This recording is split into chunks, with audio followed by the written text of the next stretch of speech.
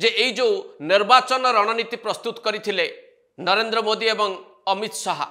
एई निर्वाचन रणनीतिर प्रमुख अंशीदार थिले ओडिया पुओ केंद्र मंत्री धर्मेंद्र प्रधान जहांकु मुख्य निर्वाचन प्रभारी भाव में चयन करथिले प्रधानमंत्री नरेंद्र मोदी एवं अमित शाह। एई निर्वाचन फलाफल जहाँ सूचित कला जे पुणी थरे चमकी ओडिया पुओ केंद्र मंत्री धर्मेंद्र प्रधान जी पूर्वर हरियाणा निर्वाचन समय रे, उत्तर प्रदेश निर्वाचन समय रे, उत्तराखंड निर्वाचन समय रे, पश्चिम बंग रे दिया जाइथिबा दायित्व एवं पूर्वर बिहार एवं कर्नाटक भली राज्य रे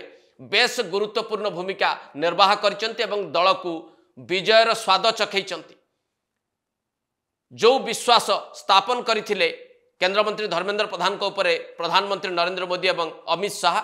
से विश्वास को अतुट रखिबारे सफल होइचंती केंद्र मंत्री धर्मेंद्र प्रधान एवं भारतीय जनता पार्टी को एक विपुल विजय दबारे तांकर अवदान भी रखिचंती।